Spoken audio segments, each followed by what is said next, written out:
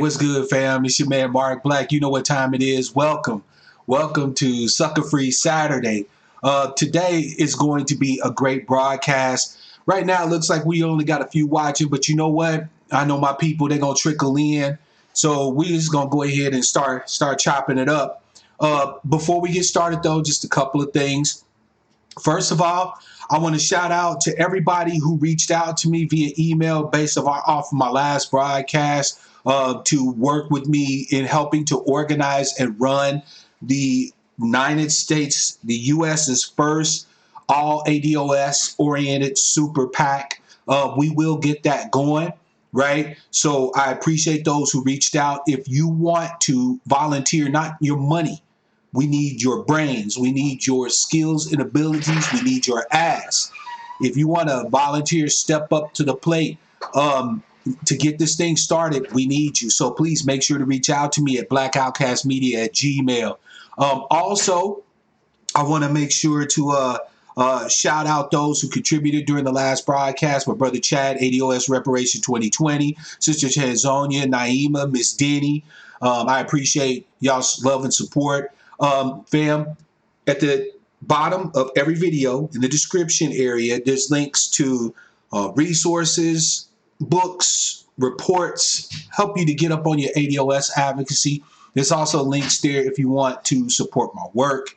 Also, my social media links are there. You can follow me on Twitter or follow me on Facebook there as well. So before we get started, let me go ahead and shout everybody out who's here. Remember, fam, the rules are if you show up, you ain't got to participate in chat, but let us know you're here so I can shout you out and show you some love. Shout out to Afro Troop. I see you. My brother in Logic and Blood Zulu's in the house. Sister Hattie's in the house. Hey, fam, I see you. Sister Christine, beloved, I see you. Welcome to the broadcast. Let's go ahead and get started, fam. So today's broadcast is going to be sort of a follow-up to the broadcast that Yvette had on Thursday, right? The book club selection for this month was Martin Luther King's Where Do We Go From Here? And quite a few of you indicated that you wanted to talk about it, you wanted to discuss it, but because of the high number of people that want to call in on Yvette's show and things like that, you wouldn't really get a chance to kind of elucidate what you gathered from the book, get a chance to ask questions, elaborate on what you understood from it. So today we're going to be discussing that book. We're going to be discussing that topic. I would like to start off with just a few quotes, a few things that I pulled from the book, but then the show is all of you, fam. It's going to be you talking, we're having a dialogue, right? Where you get to elaborate on some of the themes and the lessons that you learned from the book. So to get us started, one of the things that I found interesting in Where Do We Go From Here was the illumination of King's kind of stream of consciousness, right? He didn't just talk about what was happening in the civil rights era. He touched on, it was kind of like a timeline, right? A time frame. He talked about from our ancestors' enslavement as chattel. And Miss Denny, right from the get-go, I appreciate you, sister, and happy Sucka-Free Saturday to you as well. Thank you so much for the support. He talked about our ancestors' enslavement as chattel and the effects of that on our people during chattel slavery. He talked about the crime that was committed, the further crime, I should say, that was committed against us when we were emancipated to starve, emancipated to have nothing, right? Free to die, right? Essentially. He then discussed the era of Reconstruction and Jim Crow up to the time in which he existed, which of course we all now know as the Civil Rights era, right? And in this timeline, Dr. King laid out quite a few different things that were reflections on our adaptations to survive during those periods, some of the pathologies that we've taken from those periods. For example, it was refreshing to read that Martin Luther King himself talked about the breakdown of the ADOS family, the advent of the matriarch or the gynocracy on the plantation, and how the continuation of the gynocracy, right, ruled by women that we've experienced as an ethnicity, as an ethnic group, has been part of the pathology that we've seen continue from the time of the plantation up through today, right? It was sort of a vindication because, as an ADOS man, the reason why I've embraced this new way of understanding more than probably most is because as an ADOS man, I see its immediate application to not just our people, but personally as a man, right? I remember seeing a photograph. By the way, let me go ahead and shout out, let's see here, Pretty Muslima's in the house. I see you, sister. Welcome to the broadcast. Just making sure I'm checking to see if there's anybody new. All right. So I remember seeing a photo of a group of brothers that were marching during the civil rights movement, holding placards that said, "Am I not a man?" And I remember thinking how poignant. Shout out to you, D. Will, by the way. Welcome to the broadcast, fam. I remember thinking how poignant that is and how that was indicative of the ADOS male experience all throughout our travails here in the United States. Because if you take a look at the placard, fam, the placard wasn't stating, "I am a man." I need you to understand where I'm coming from on this. The placard was saying, "Am I not a man?" Right? It was tentative, hesitant, unsure. Because if you look at the the gynocracy that we've existed under all the way from the time of the plantation, you also look at the fact that under a racialized system, gender gets warped. In other words, what is considered masculine and feminine are delineated by the dominant members under a racialized system. In other words, the only male or man is the white man, and the only woman is the white woman under a racialized system, right? Dr. Curry talks about this a great deal in his book, The Man Not, but that's a digression. We could talk about that at another time. By the way, shout out to my esteemed brother, CRU. I see you, fam. Welcome to the broadcast and happy Sucka-Free Saturday.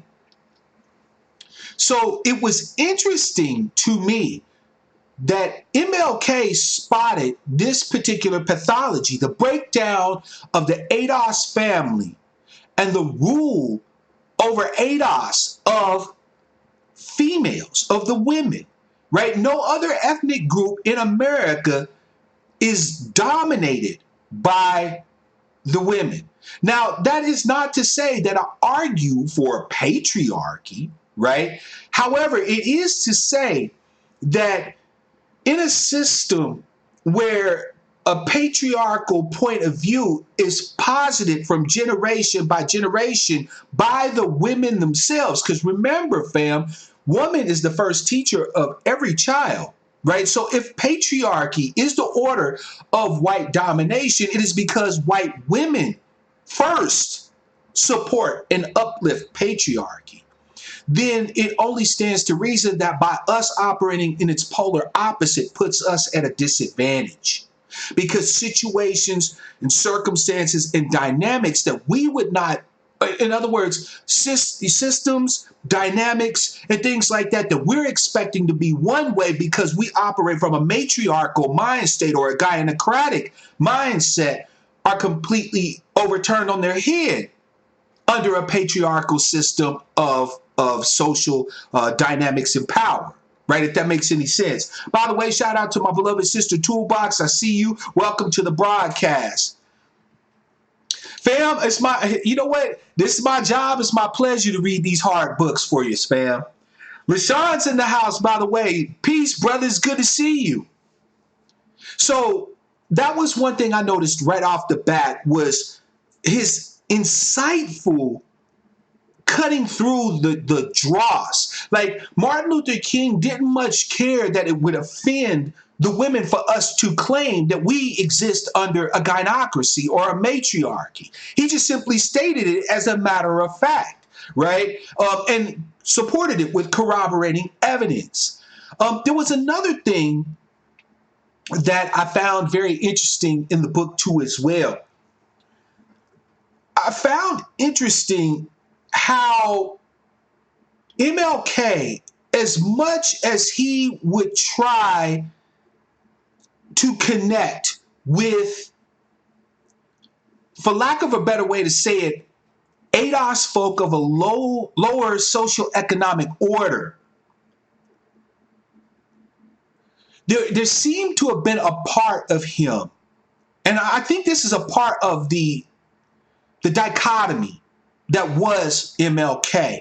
There was a part of him that looked at us, because I consider myself a member of, lack of a better way to say it, a lower socioeconomic class of ADOS. Like there's the bottom, but then there's the middle of the bottom, then there's the bottom of the bottom, and so on and so forth. I'm pretty much at the bottom of the bottom, right? I grew up in that type of environment of absolute poverty and so on and so forth. There's a part of him that seems to miss that connection, right? Because remember, our brother was a minister, which is a position of pretty high esteem in the black community. His father, too, also was a minister. So essentially, MLK was a middle-class black man, right? Now, the reason why I find this to be of note is because there are solutions that he posits all throughout his work, all throughout where we go from here, that in my opinion are solutions that would make sense if more of us were so-called middle of the bottom or even upper of the bottom, right? Because some of the things that we now see from the data indicates that some of the positions or the solutions that our brother espoused are simply untenable.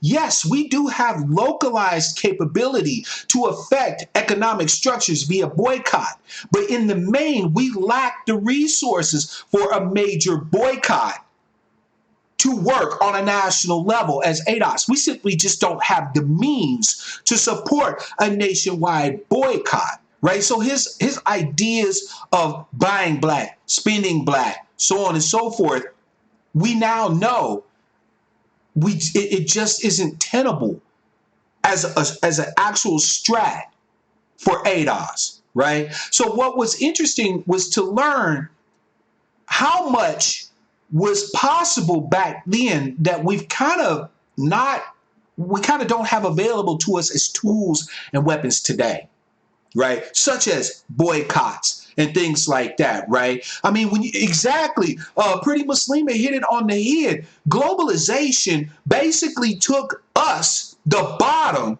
cast in America, and then had us race with everyone else who was at the bottom in their countries, right? So it's not just us now having the ability to boycott our local store and demand better treatment, better access, lower prices or credit. No, we're now having to compete with Dalits in India, or we're having to compete with the Osu in Nigeria, because if we won't do the work, right, if we won't work for the shit wages and the crappy benefits and so on and so forth, they just simply will move the businesses someplace to where they will. We saw that in the 1970s after our brother was assassinated. We saw that with the rise of our civil rights, we saw the beginnings of globalization. We also saw the increase of immigration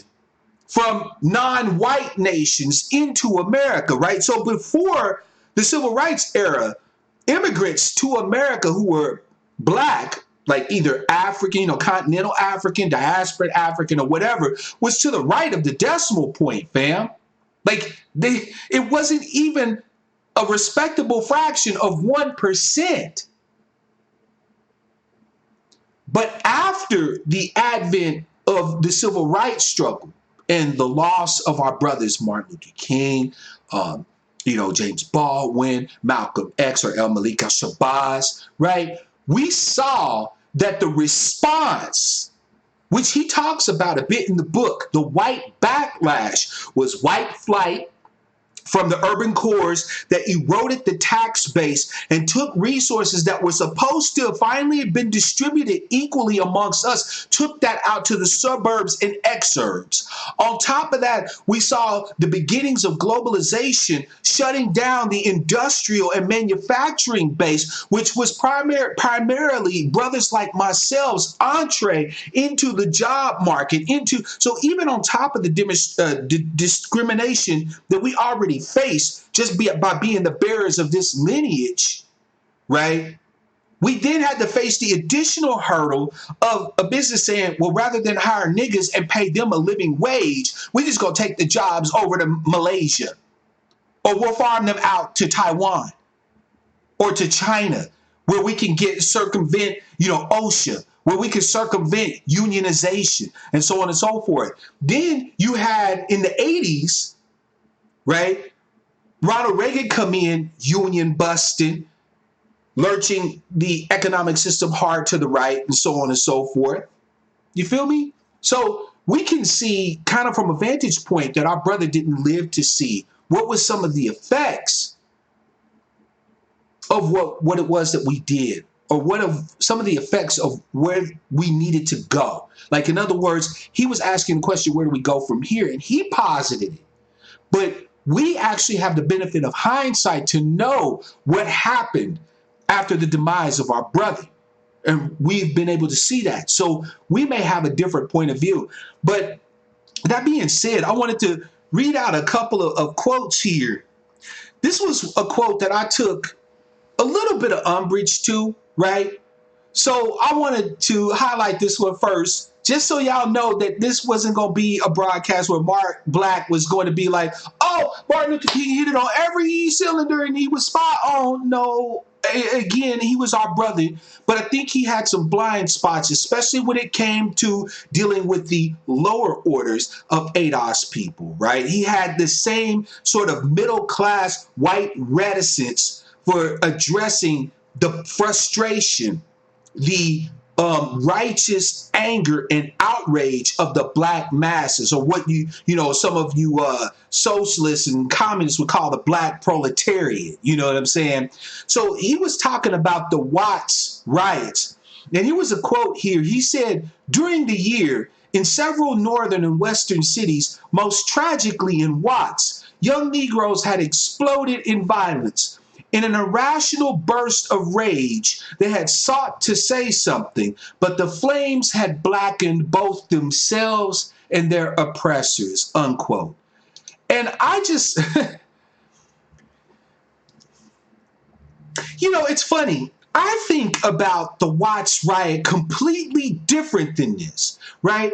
And I think part of that has to do with my position in the social economic order. Because like I said, we're at the bottom as a tribe, as a group. But there's the bottom and then there's the bottom. You feel me? Right? And so when you tell someone like me, who never had an entree into the halls of government, right? In other words, the halls of government wasn't open to brothers and sisters like myself who lived in the ghettos of Watts, of Compton, of Chicago, of Baltimore, and so on and so forth, right? When you tell us who never had access to the levers of power, who had no representatives, no one we could hold accountable, right? You show us a vision of freedom, right? Because that's what the whole civil rights movement was about, was saying, no, we don't have to continue to bend over and allow the monkey known as Jim Crow to continue to ride on our backs, right? You show us a vision of freedom.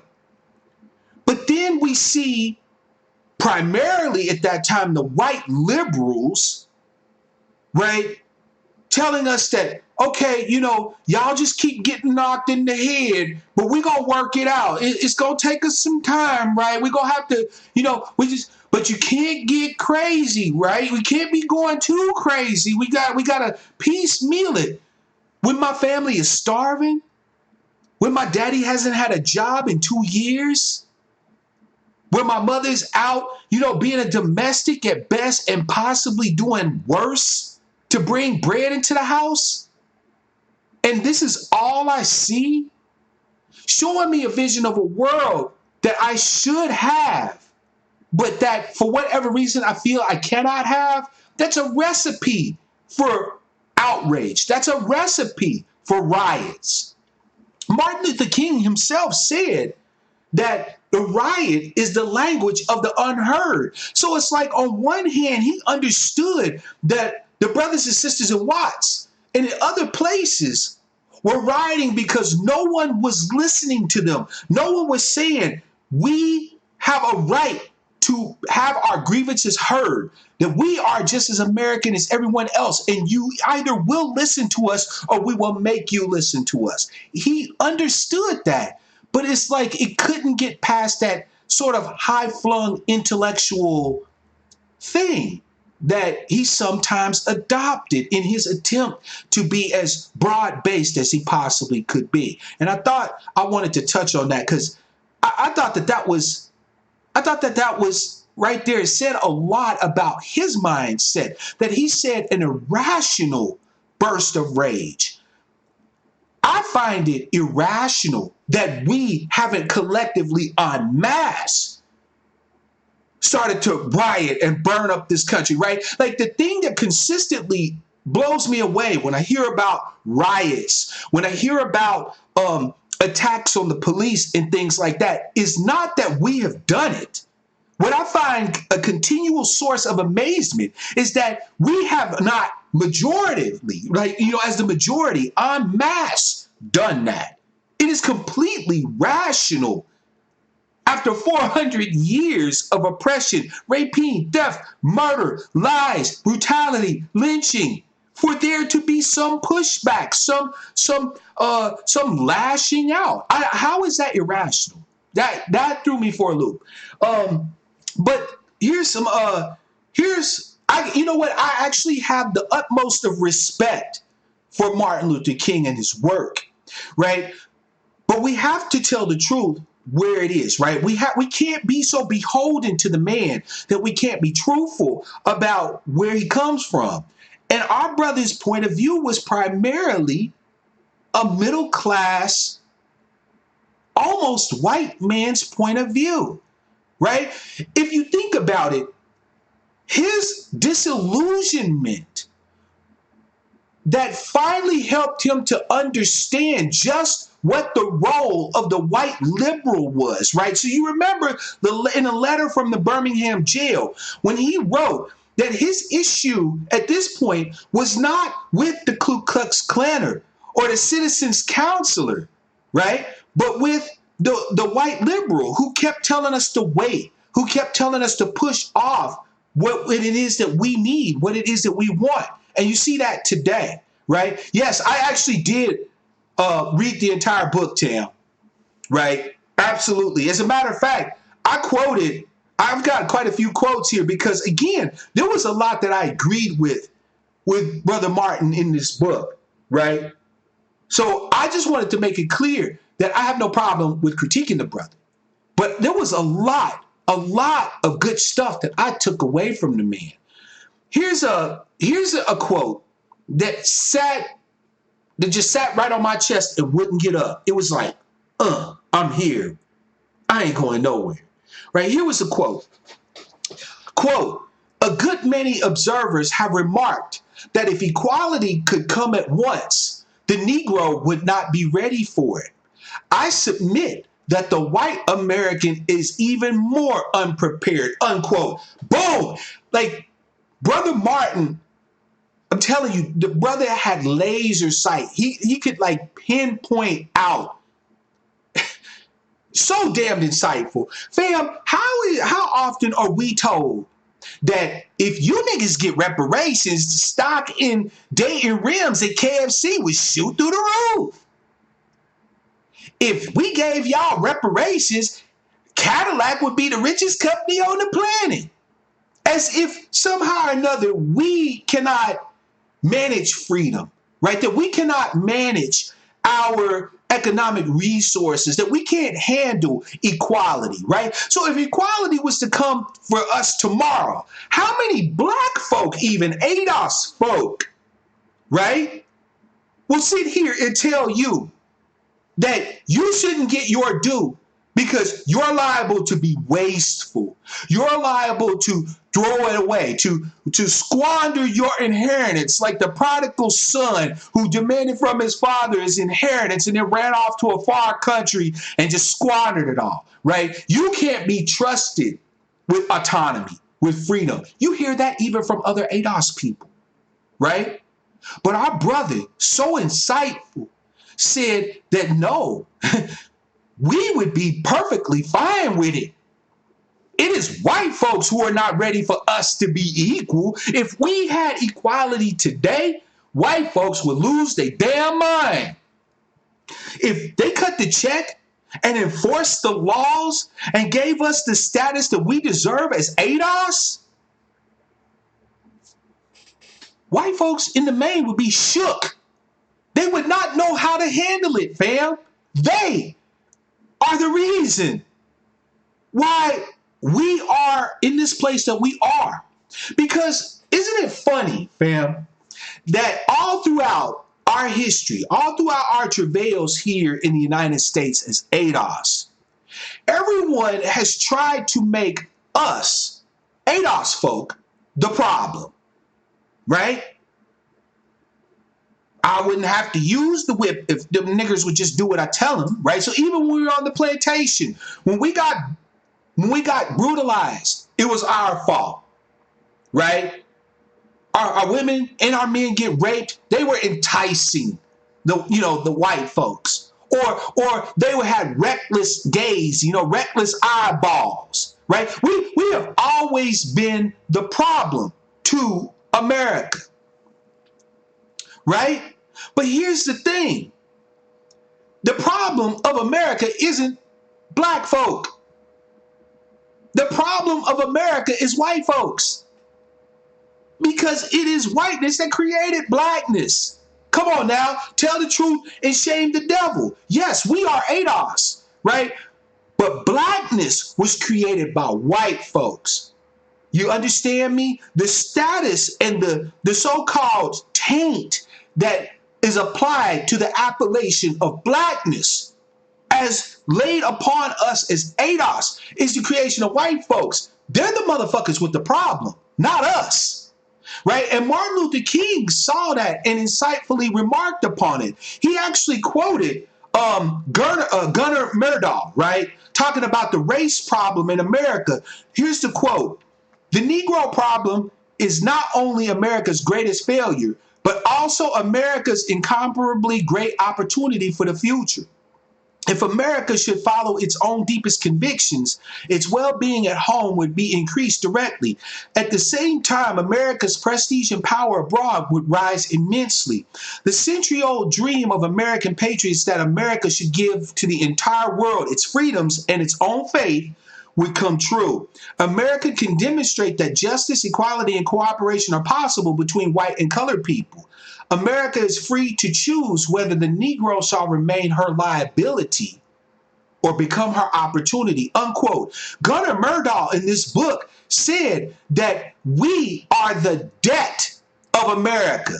Liability is debt. And America is free to choose at any time whether or not we will remain a debt that is owed by America or be America's greatest opportunity. This quote inspired Martin because he understood at that point that it is their problem. See, they always come to us when we have justified grievances and complaints and say, why do you make this about a race thing? No, no, no, no, no, no, no, no. My fellow white citizens, you don't get to do that. It is you and yours that have made this into a race thing. Do justice. And then we won't have any more discussions of race. Right? Because it's funny how they're always quick to tell us, hey, we're about diversity. We're about having, people of color do this and that and third, right? But the fact is, fam, is that it's a surface level ersatz covering to try to hide the fact that they are the ones with a problem with blackness. Period. It is white folks, our fellow white citizens, that are the issue, that have the issue. It is not you, fam. Sure, do we have pathologies that come from our treatment as first chattel property and then second class citizens under debt peonage, convict leasing, Jim Crow, etc.? Absolutely. Yeah, we have pathologies that we have to deal with. But we are not America's problem. We are America's liability. We are America's long-standing debt. That should we be made whole, should we be provided with justice, would be America's greatest opportunity. It's like I always say, fam, you want to make America great again? Make ADOS great. That's the only way. Gurr Murdoch, a Swedish white man, wrote this, that we are America's longest standing debt and America's greatest opportunity. And America, just as it always has been, is free to choose which one ADOS will be. Right? Here's another great quote that I love from this book. I mean, fam, you have to read the book. It is so chock full of wisdom. Right? Don't get me wrong. I criticized the brother right from the beginning just so that this wouldn't like I was soft shoeing and tap dancing. But the book was so deep and so insightful. It's a must read. One of my favorite quotes from the book here, and this one touches not just us as ADOS as a group, right? But touches us personally, right? This is something that is not just true on the macro scale, but on the micro scale. Quote, what is needed is a realization that power without love is reckless and abusive, and that love without power is sentimental and anemic. Power at its best is love implementing the demands of justice. Justice at its best is love correcting everything that stands against love, unquote. Damn it, fam. So you know what our brother was saying here? He was saying exactly why it is that we get upset nowadays when an injustice is committed against us, and our first entree into the media by the families and so on and so forth is forgive, forgive, forgive, right?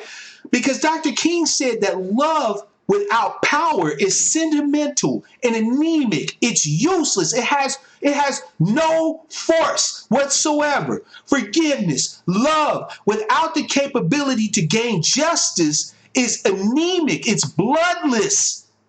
It's lifeless.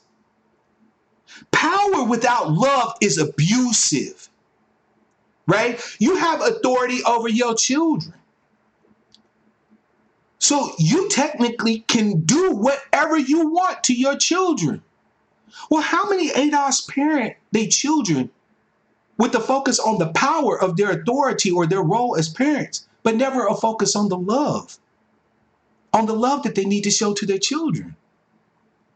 So they become reckless and abusive. You see, fam, this is why I was telling you, you got to read this book, because what he was saying is true, not just on the macro scale as ADOS, because we're going to get to that. But this is true even in our relationships with each other, right? Domineering over one another without any love or care, concern, or empathy is reckless and abusive. But love without the ability to hold each other accountable is sentimental and anemic, right? Because you cannot have proper love without justice, right? This is why we talked about this, fam, and I told you that when I wish you peace, that is not just a greeting, fam. That is a commitment to justice for you. Because without justice for you, there can be no peace for you, right? By the way, let me go back through and shout out. I got Black Man's in the house. I see you, fam. Welcome to the broadcast. Let's see here. Who else we have here? Agent Smith.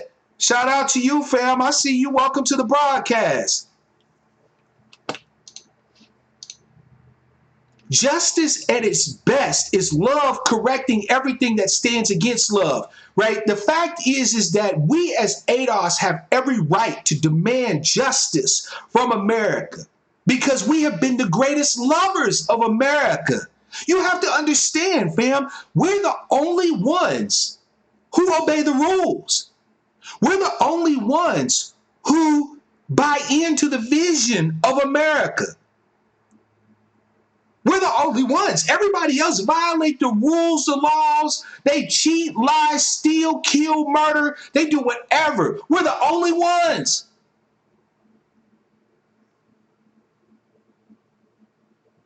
So the fact is, fam, is that we're the only ones who have a right to correct America. We're the only ones that have the duty and the right to correct America.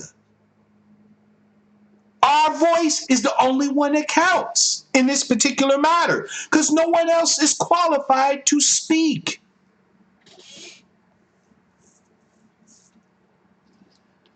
Brother Martin goes on to talk about this in a deeper vein when he talks about the white liberals.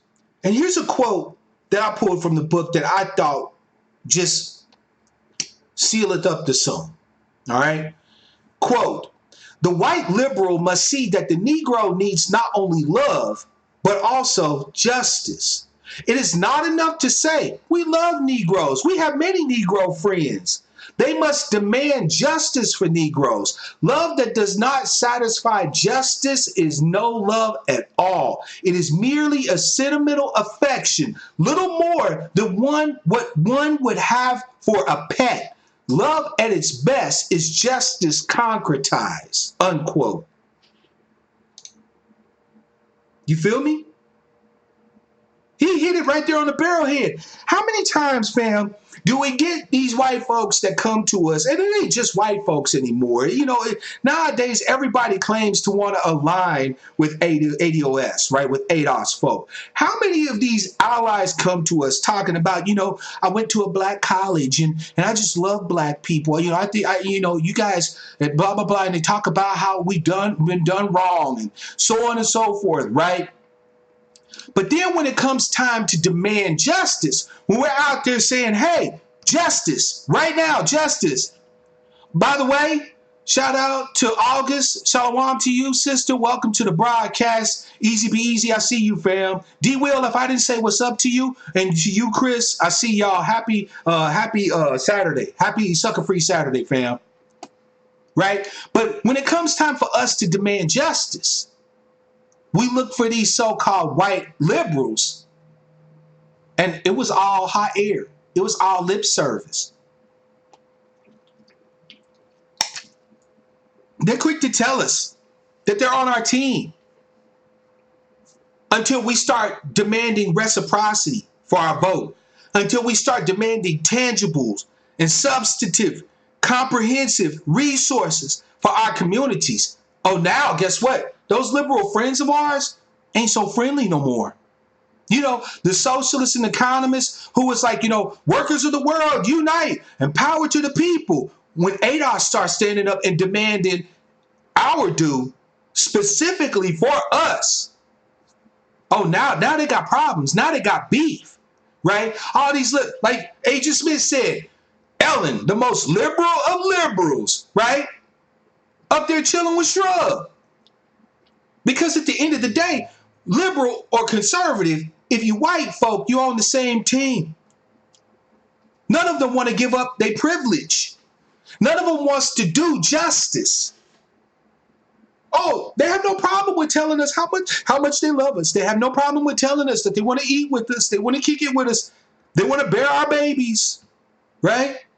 Until we demand justice, until we demand reciprocity, until we demand equality. Then you see the anger. Then you see the outrage from these soft racists. I don't call them liberals no more. I call them soft racists. You have your hard racists, then you have your soft racists. And the only difference between the hard racists and the soft racists is the soft racists are too lazy to try to kill you. But they'll do everything short. They'll lie to you. They'll pretend to be your friend while backstabbing you in the councils of power. They will pretend that they're on your side, but when it comes time to advocate on your behalf, you can't find them. That's the only difference, right? To us, our demands are serious. To liberals, to liberal white folks, we're just like little black pets to them.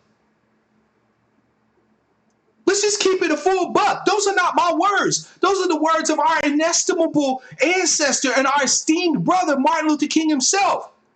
He said that we are merely sentimental affections to them, little more than what one would have for a pet. All of you who jumped right on board with Kimberly Crenshaw's intersectionality theory. Oh, look at me. I'm a triple minority. I'm gay, black, and a woman. Right? All of y'all that jumped on board with that bullshit. What you were pets to feminists. You were pets to liberals. That they could trot out. Ooh, look at my little pet. Isn't she something? She a feminist too. She wearing pink. Ooh, look at my little pet. Isn't he something? Look, he gay too. That's all we were. That's all we are to the liberals is black pets. They trot us out, fam, whenever they want to demonstrate their commitment to diversity. But isn't it funny? We're the pets, but everybody else get to be people. LGBTQILMNOP get to be people, right? Illegal aliens and immigrants get to be people. You feel me? Y'all wilding out in the chat. I don't let the motherfuckers be touching on me either. I feel you. But yeah, you family, you know what I mean, right? Look, I'm the angry black sheep. I'm going to say what the fuck nobody else would say because I don't give a damn how it makes you feel, fam. You need to know the truth. You have been pets to the Democrats. They love to trot you out. See, look at all these black folk that voted for us. Aren't they pretty?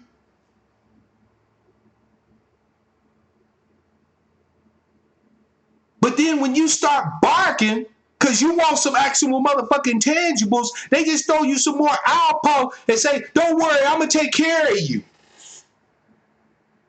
This is why our neighborhoods look like shit, like third world countries. This is why our politicians are more inclined to sit there on the seat of power and actually be window dressing.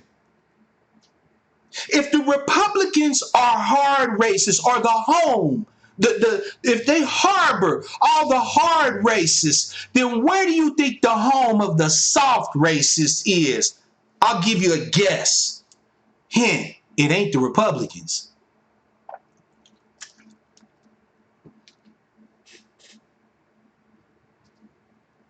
If these so-called white liberals are not putting just as much skin in the game for your due, for your right, for justice, for you, specifically for you. Because here's the thing that no one in America wants to touch. And Martin Luther King spoke on this. The reason why the liberals don't get their wish of universal equality is because of one simple factor. When the United States government has done something to one specific group of people against one specific group of people, the United States government has the responsibility to do something specific for that specific group of people. First, Martin Luther King was all about equality. That was what the man lived, ate, and breathed. But he understood that until we correct what was done to us by the imprimatur of the federal, state, and local governments of the United States of America, we don't have any room to be talking about equality. You don't get to hobble a man for 30 years, put his ass on the starting line with Usain Bolt, take his chains off and say, oh, now we equal, let's race. That is injustice to its highest degree.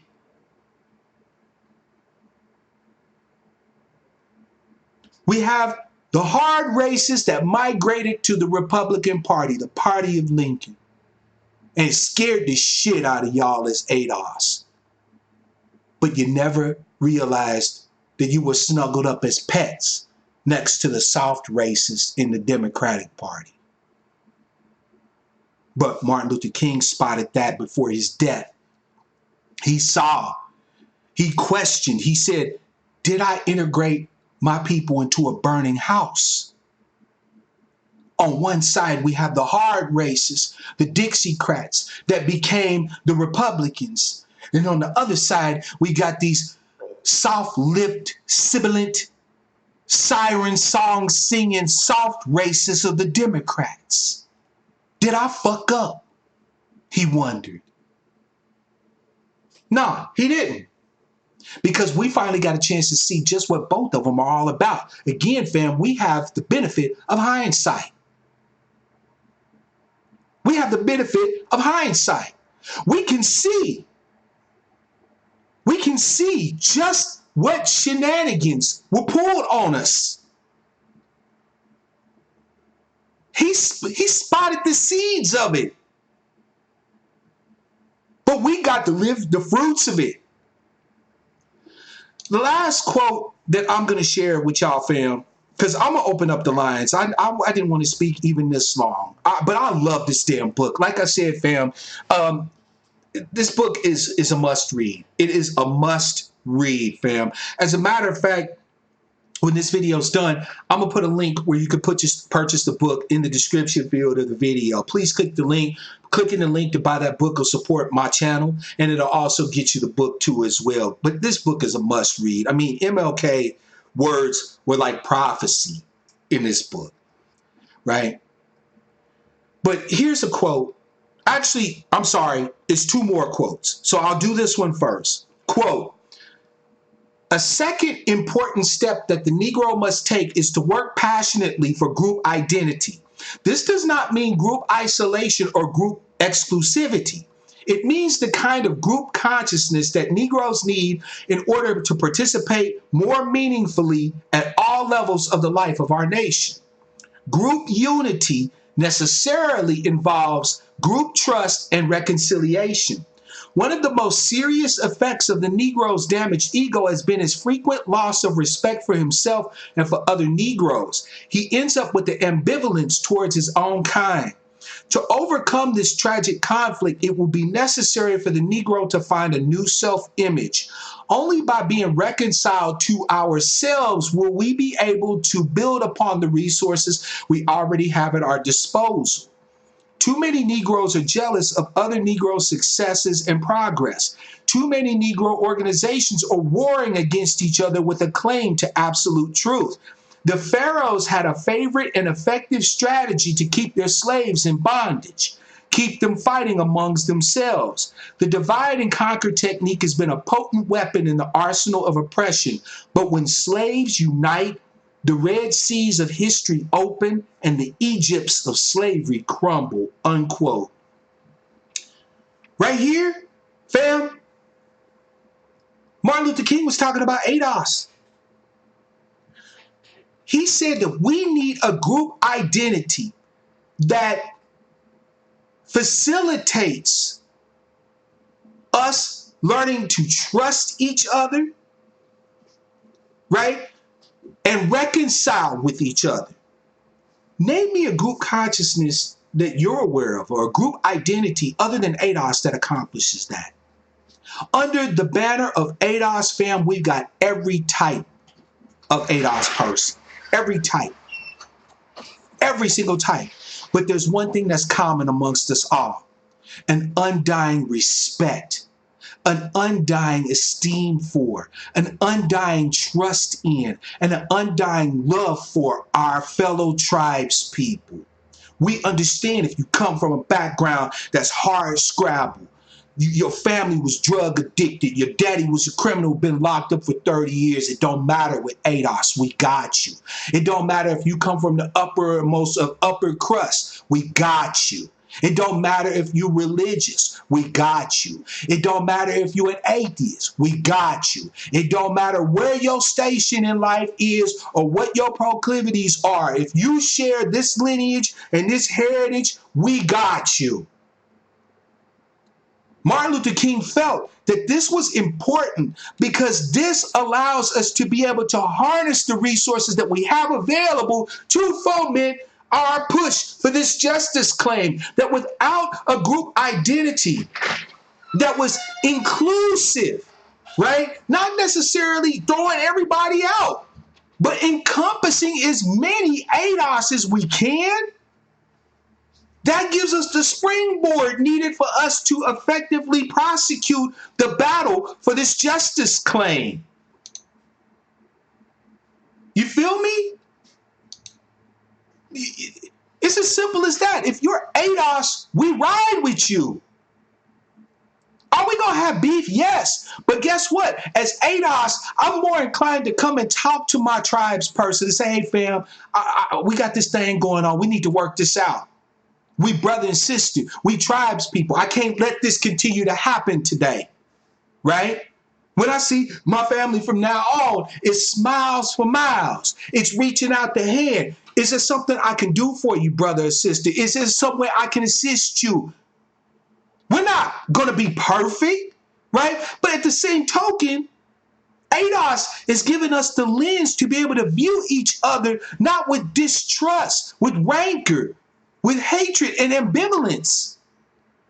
ADOS gives us the lens to be able to see each other for what we really are and allow us to reach out the hand of connection to organize that group identity. Exactly, Chris, family over emotions. We gonna beef, we gonna argue, we gonna fight. I'm certain that at least 3 times during every broadcast, y'all wanna cuss a brother out.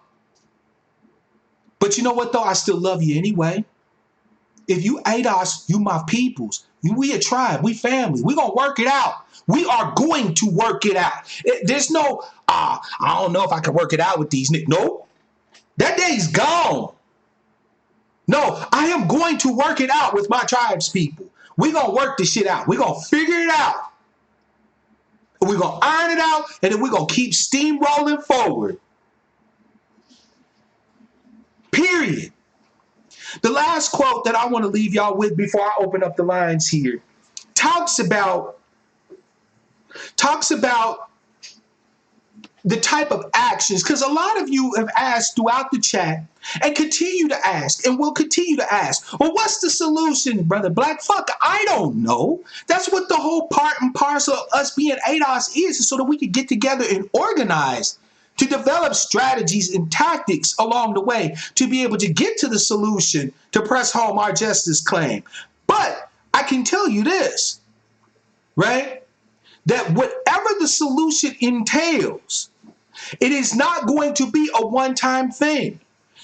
Brother Martin in the book lamented the fact that we just didn't have enough people come out during the civil rights movement. He actually said directly that the problem wasn't that we were on the wrong path so much, is that we didn't have enough folk that came out. We had too many people sitting on the damn sidelines. We had too many organizations that were all about maintaining their organization and less about doing whatever it was that would be to the benefit of ADOS. Here's the quote, fam. Quote, Many civil rights organizations were born as specialists in agitation and dramatic projects. They attracted massive sympathy and support, but they did not assemble and unify the support for new stages of struggle. The effect on their allies reflected their basic practice. Support waxed and waned, and people became conditioned to action in crises, but inaction from day to day. We unconsciously patterned a crisis policy and program and summoned support not for daily commitment, but for explosive events alone. Recognizing that no army can mobilize and demobilize and remain a fighting unit, we will have to build far-flung, workmanlike, and experienced organizations in the future if the legislation we create and the agreements we forge are to be ably and zealously superintended. Moreover, to move to higher levels of progress, we will have to emerge from crises with more than agreements and laws. We shall have to have people tied together in a long-term relationship instead of evanescent enthusiasts who lose their experience, spirit, and unity because they have no mechanism that directs them to new tasks, unquote. What our brother is saying is that you can't jump on this ADOS train just because you hyphy. You can't be, oh, I'm ADOS, I'm super ADOS. Like, I'm so ADOS, I can't even see straight. But then fall back. You can't be up there ready for crises. Being involved in this as a part of your heritage and lineage is an everyday thing. It has to be everyday work. Think about this, fam. What Martin is saying is essentially is we need a professional advocacy class. We've had professionals in every type of field. We got our blue collar professionals, plumbers, carpenters, painters, masons. We got our white collar professionals, businessmen, accountants, so on and so forth. Well, we need an actual professional advocacy class. We need an advocacy class that is constant every single day without fail, working to foment what is needed for our interests. Full stop. And we can't settle until we have anything less. Damn it, D. Will. Let me see if I can find that quote for you. Give me just a second. Trying to see what page that was on. I believe it was in the chapter of Where Are We Going From Here, or where are we going? Sorry, let me see if I can find it. I'm gonna continue to look for it, fam. I don't remember exactly. I should have put chapter and page, but I apologize, I didn't do that. But I know it's somewhere in that area. I think it's either in Where Do We Go or in the chapter immediately preceding the dilemma of Negro American, the Negro Americans, the dilemma of Negro Americans. We need y'all to not just treat ADOS as a one-time shot. Oh man, I'm ADOS. I'm cool, right? The NAACP wasn't actually created for the purpose of professional advocacy, because Martin Luther King stated in this quote that we have to emerge from crises with more than just agreements and laws. See, the NAACP primarily focused its advocacy in the legal system, in the courts, right? So they would go in there and file court briefs, amicus briefs, file cases such as Brown v. Board and so on and so forth, right? But when those cases were resolved, it seemed like the NAACP just kind of lost its damn way. You feel me? Right? If they were about professional advocacy, right? In other words, if they were about full-time, full-throated, unabashed, full-bore advocacy, the NAACP would never run out of stuff to do. Right? Groups like the Urban League would have never ran out of stuff to do other than just maintaining their organization. No, we don't need organizations that are there just for organization's sake, right? We need professional advocates that are going to constantly, always, until our justice claim is honored, have something to do to advocate for ADOS. We cannot sleep on that, fam, which is why I'm so pleased that the idea that I have of an ADOS pack has taken off, because we need that constant barrage of advocacy on every level, national, state, and local. We don't get the luxury, fam, of building these organizations that are just about the hyphiness, just about getting us hyped, just about getting us, oh, Lord, woo, I'm ready to go get him, I'm ready to go get him. And then, boom, once the crisis is over, all right, well, whoo, glad we told them motherfuckers what. I'm going home. No, until, well, look, fam, how many times have I told you that we are single-minded of focus as ADOS? We are single-issue advocates. We support the remediation, the restoration, and the repair of the American descendants of slaves by every means and opportunity possible, including but not limited to cash payments and other forms of comprehensive reparational activity. Full stop. Until that's done, we are not done. Now, we can have intermediate goals, right? We can have tactics that have, points that we mark along the way. But until that goal is reached, we got work to do. Like, we don't get to slack off. We don't get to go from crisis to crisis, putting out fire. We don't get to be reactive anymore, fam. Our brother MLK told us that if we are going to move, we have to be proactive. We have to constantly be looking for operations and places of advocacy.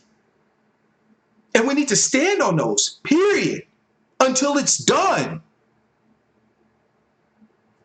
We got to keep the fire. We got to keep focused. And this is why we can't be sweating the so-called detractors. Like, if you notice, I don't really talk about that fool Talib or anybody else. I don't care about them. I got work to do, right?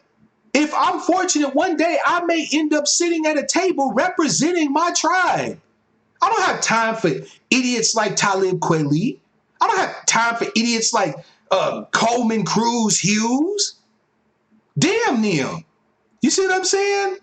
We got work to do. We can't get swept up in the small stuff, fam. This can't be a movement or a transformational moment that's driven by hype. Either we believe that our justice claim is rightfully ours and it's our just due, and that is what we constantly work for every waking moment, or we don't. And if we don't, then we won't. It's simple as that, fam. I'm done talking. It's time for y'all to tell me what y'all learned from the book. 425-296-1980 is the number. First come, first serve. Y'all know how it goes, right? Thank you, fam, for letting me share what I learned from the book. As I stated, the brother was on point. On point. Yeah, kid, it's all good, fam. Yeah, you're right. Up here in Seattle, boy, black folk is a different breed. But, fam, to my credit, or hopefully, to put something over on the credit side of the slot, I'm not originally from here. I'm a transplant, right? I'm from Missouri. So, yeah, you're right about these brothers and sisters up here in the Pacific Northwest. There's a lot of them that's a different breed. That ain't your boy.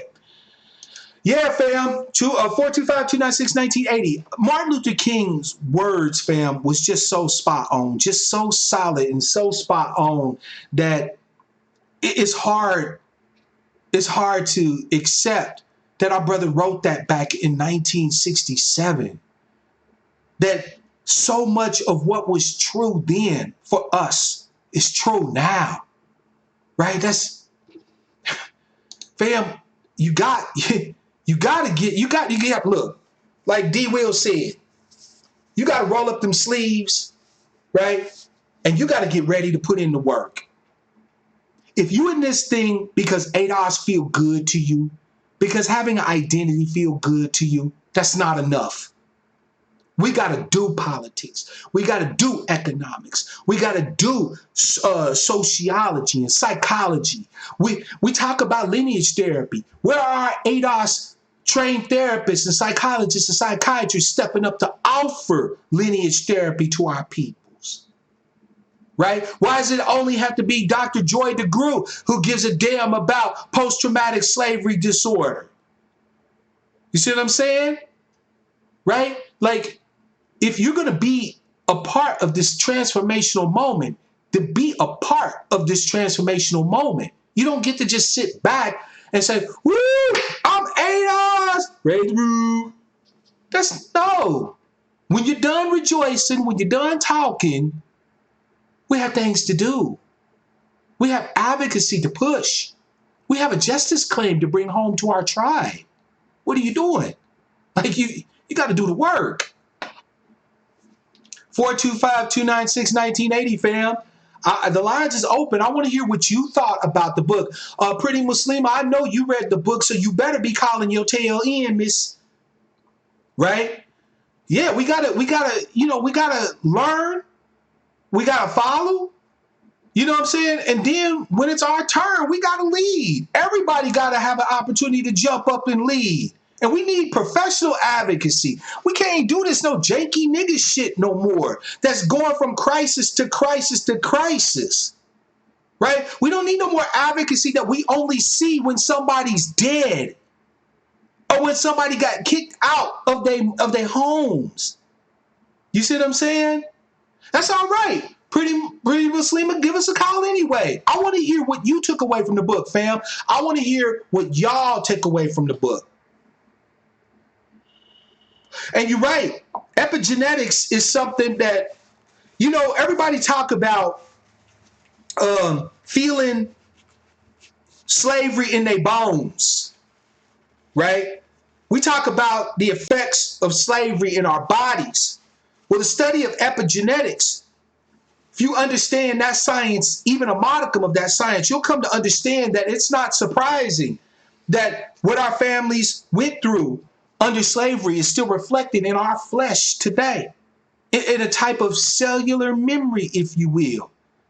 Particular DNA that was triggered or not triggered due to traumatic experiences, due to deprivation, and so on and so forth. Why is it that you think that they can control for diet, they can control for all this other stuff, but yet ADOS people still suffer from a higher rate of heart disease and high blood pressure than anybody else in this country? If you had to live your life as ADOS in this country, you'd suffer from heart failure, high blood pressure, and all that shit too. That is a known epigenetic cause. We feel that outcastness in our bodies, in our flesh, every single day. Dr. Joy DeGruy hit it on the nose, right? Post-traumatic slavery disorder is an epigenetic disorder that's been passed on through 16 generations of ADOSness in America. And it is a real fucking thing with health effects, psychological effects, physical effects. Why do you think so many of us are prone to obesity? Because when you've been bred like animals to have endurance and strength so that you could be out on the plantation all day, well, guess what? If you're no longer working in plantations and you're working in a sedentary job, then you're going to tend toward fat. Like I said, epigenetics. Come on now.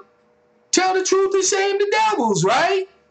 We need to understand all of this as ADOS. This is why I say, fam, you don't get to jump on board this thing and just think, oh, I'm just going to understand politics. Because if you fuck with your brother Mark Black, I'm not just going to talk to you about politics. I'm going to talk to you about ADOS and how it goes across psychology, sociology, anthropology, physics, biology, chemistry.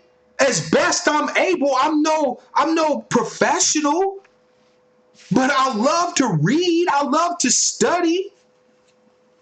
We're going to talk about ADOSness as it goes across every field of science, every area of human activity. If you thought you was just going to jump on board this thing because it's the new thing to be, you know what I'm saying? You're going to have your ADOS pendant around your neck and your shirt on and be rocking it. No, this ain't about that.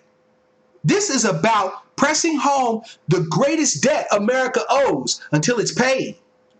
And if you ain't for that work, you in the wrong place. Because that work is going to take more than just you studying politics. Yvette just used the politics to get you on board, which is smart. But now that you're here, guess what? It ain't just about politics. You're going to have to understand psychology. You're going to have to understand marketing. How the Democratic candidates come to us speaking a bunch of glittering generalities. That's a marketing term. A bunch of vagaries and ambiguities. And only when pressed,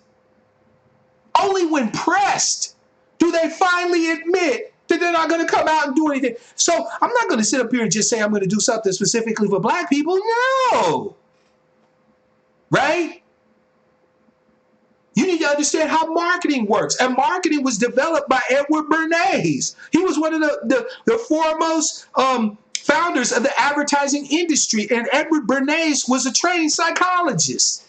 So if you don't understand psychology, you damn sure won't understand how they market products to you, how they market political candidates to you. Y'all thought it was just politics.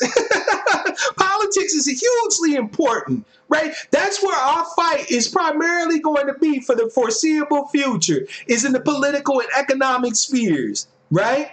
We have to mess around with politics. Every ADOS person has to be a politician. All of us. You don't get to skip. Sorry, you don't get to skip politics. You don't get to say, nah, I want to focus on how ADOSness is in entertainment. Yeah, that's exciting. Entertainment. Or, I'm really all about the educational system. Nope, you don't get to skip politics. Sorry. Because to be ADOS is politics plus. Politics plus every damn thing else. Right? I know y'all feel, I'm not just going to sit up here and just talk about politics. No. Kamala punk ass. Thank you, D. Will, brother, for the super chat. I appreciate it. I'm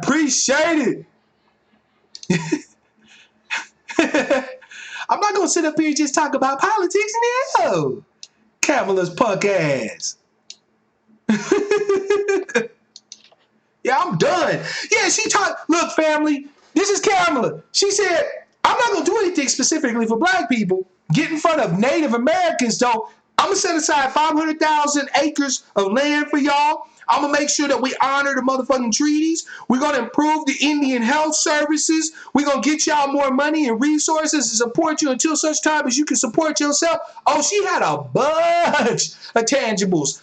By the way, so did Bernard Sanders. So it's not as if your beloved Democrats don't know how to offer tangibles to people. Just understand they don't want to offer them to you.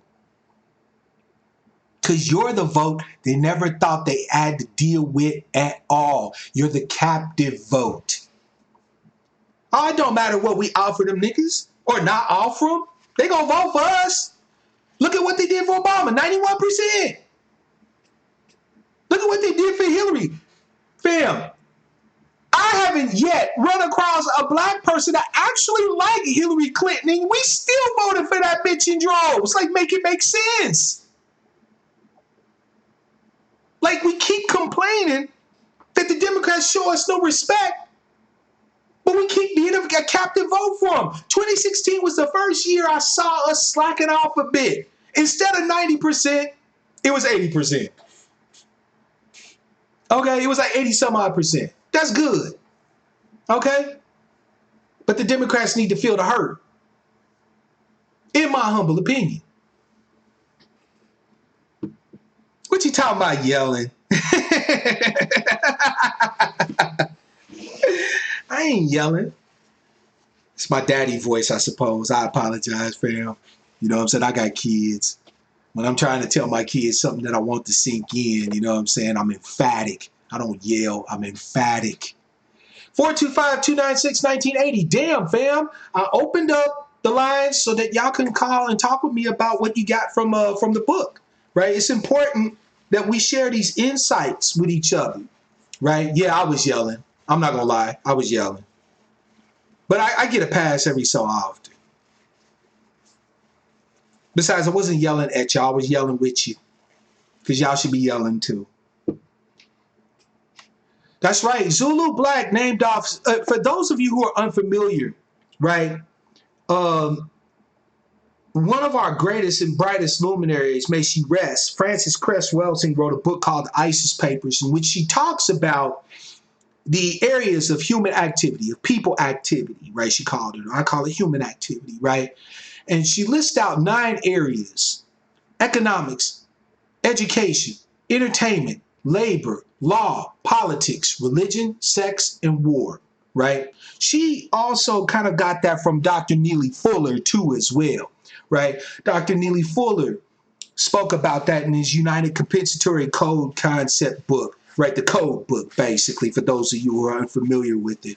A great read, because the brother really focuses on how we should think about white supremacy, right? Dr. Neely Fuller has one of one of my most favorite quotes of all time. He said, "If you do not understand white supremacy in all its forms, what it is and what it does, then everything that you do understand will only serve to confuse you." I don't think I could have said it any damn better. But then again, our brother's a doctor. He should have it like that.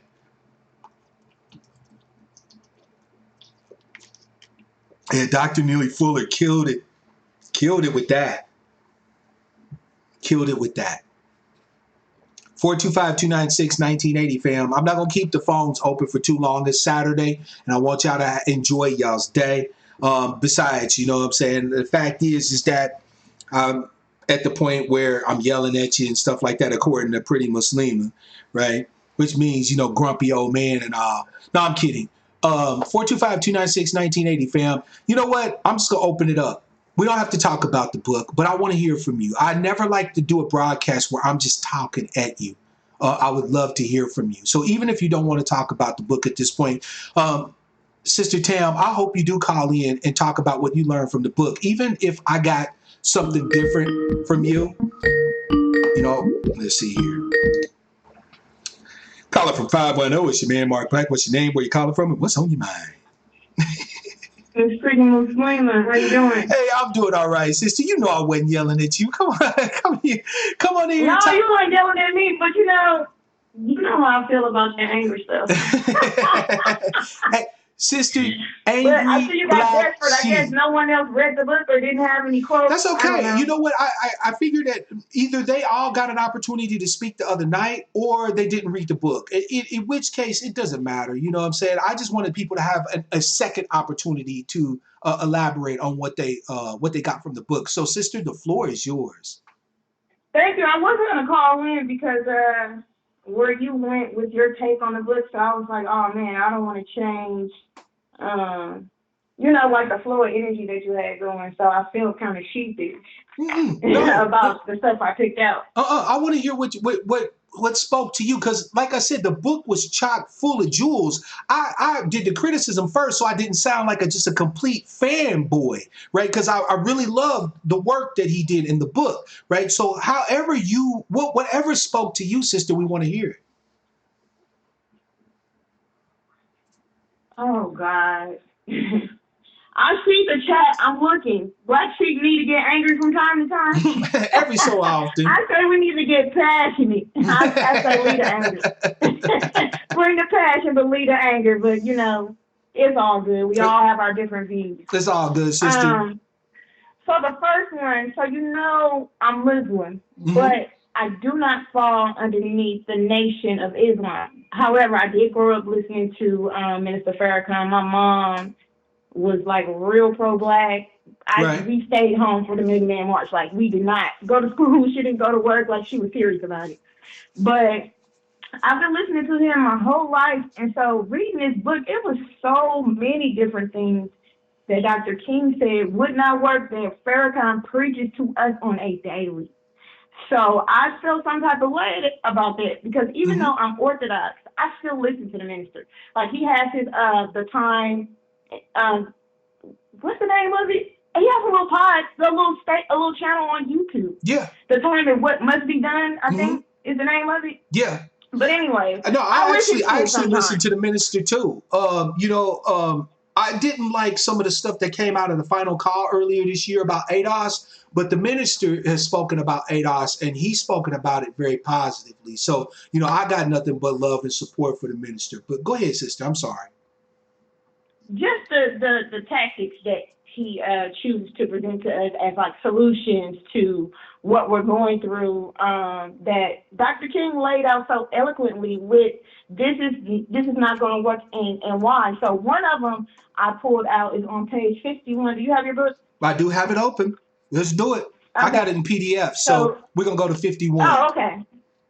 Yeah, page 51 is like the second paragraph, and it reads, however much we pull our resources and buy black, this cannot create the multiplicity of new jobs and provide the number of low-cost houses that will lift the Negro out of the economic depression caused by centuries of deprivation. Neither can our resources supply quality integrated education. All of this requires billions of dollars, which only an alliance of liberal labor civil rights forces can stimulate. In short, the Negro's problem cannot be solved unless the whole of American society takes a new turn toward greater economic justice. So that was just one of the many things that I saw that, to me, I'm like, okay, Farrakhan, you're always talking about having so much power, but to me, you're not a threat. He's not a threat. If everything that he's telling us we should do ultimately will not be a force for us to get us out of our situation, he's not a threat to the power structure. I would agree.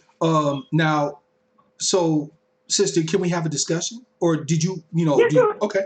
Because I want to hear everything that you got from the book. Right, we're gonna get to it all. So the floor is yours. But I wanted to touch on what you were talking about. When I read that, do you know what it reminded me of? I don't know if you had an opportunity to do so, but if you haven't read the report that was co-authored by Antonio Moore and Dr. Doherty, What We Get Wrong About the Racial Wealth Gap, I would strongly recommend that you do so. I haven't read it yet. I printed it off, but I'm in school right now, so I'm working on a master's in accounting. Oh, no. Hey, sister, I understand, right? It's not a huge report. It's only about 67 pages, but it is chunky, right? So if you haven't had a chance to, when at your leisure, please make sure you check it out. The reason why I'm reminding you to check it out, though, is because one of the myths that was addressed in the report was the myth that buying black, banking black, and so on and so forth will close the racial wealth gap, right? The problem isn't that we lack the will to do so. Contrary to what a lot of black business people who want to chastise us or chide us into buying their products and services would say, black people don't have a problem with buying black. The problem is that we don't have the capacity, right? In other words, as a people, there's a number that gets thrown around, sister. I'm certain you've heard it. You'll have people say, we have 1.2, or they'll either say 1.2 or 1.3, but they'll say we have $1.2 trillion in spending power, right? We should be able to do X, Y, and Z, right? Well, when you look at that number, first of all, that number comes from a report that talks about how to market to ADOS people. It's not talking about economics per se, right? It's a Nielsen marketing report that mentions this number. And when it talks about that 1.2 or $1.3 trillion in spending power, that actually is spending on all things. That's heating, food, transportation, gas, clothes, etc. Right? That's $1.3 trillion that all 38 million or so ADOS people have to split amongst us all. That's not a lot of resources, especially as over time, with inflation and the rising costs of goods and services and homes and so on and so forth. You see what I'm saying? So Martin Luther King was right in this. The idea feels good for us to do for self, right? And it's not that we don't have the desire to do for self. The problem is that we lack the resources to be able to do for self. Would you agree? Yeah, absolutely. Yeah. I mean, when you look at black business, for example, the report talks about black businesses, pretty Muslima. It talks about black businesses and says that most black businesses have an employee base of one, the Right. owner, right? Most of our businesses are small businesses that have one person. They don't even have the capital to be able to hire more employees other than themselves. Not only that, but if you took the gross receipts of all ADOS businesses in the country, the gross receipts of all ADOS businesses in the country comes up to in the neighborhood of somewhere around 250 billion with a B dollars. One company, Walmart, has gross receipts of over $400 billion every year. So Walmart by itself has a larger number of gross receipts, right? That's gross money that comes in before expenses and all of that than all ADOS businesses combined. It is not that we don't want to do for self. I would love if we We had don't the, have the money. yeah, It's we don't ridiculous. have the capital. It's an idea that is not well thought out. I think it's just I don't know if they're just talking because I see August Dreams in the chat. The sister says 1.2 trillion in spending power. That's not disposable income. It's Exactly. not. So what are we Exactly. talking about? Exactly. What are we talking about? That's a great question. If you look at it, Tim, essentially the question or the topic only comes up when you're discussing aspirations. Like one of the questions I've always learned to ask, because you and I have had a conversation, and you know how I tend to approach things. I approach things from a question point of view, right? One of the Mm-hmm. first questions that I've learned to ask in any given scenario is who benefits, right? So, in other words, when a topic of discussion is brought up, one of my first questions I ask is, why are we talking about this? Who benefits from the discussion of this topic, right? Now, if you Mm-hmm. look at this whole buy black, bank black, do for self, all of these people are to a one pretty much black capitalists, right? You won't Right. find very Right. many so-called leftists or like socialists or communists that ever talk about buying black, banking black, black economic power and all. You won't really find that, right? You only find this happening amongst those of us who are strivers in the capitalist milieu, so to speak, right? Because they want to extract out whatever wealth they can get out of us besides what we have to pay in rent, groceries, and Ooh, whatever else we got to do. ooh. Did you just let the cat out of the bag?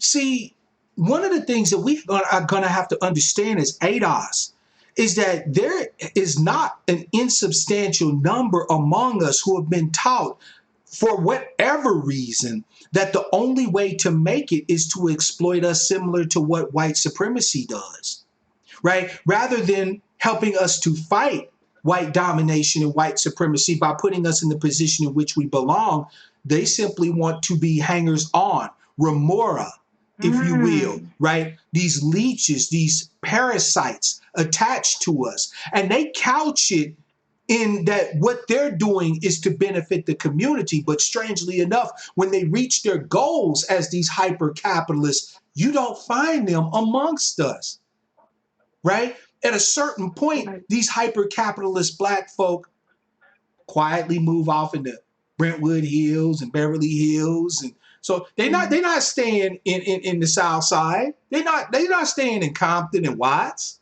right? They you see what I'm saying? They're not Right. staying where we at, right? They're not staying. If they do stay where we at, they're gonna stay someplace where there's black people with money, like maybe Bankhead. You know what I'm saying, or Prince George's, right? But they're not gonna stay where black people primarily are. So why then should we feel the need to support them so strongly when at the end of the day they're just looking to exploit us economically like everybody else does? I think that we need to drop all their asses down by the lake. All of them.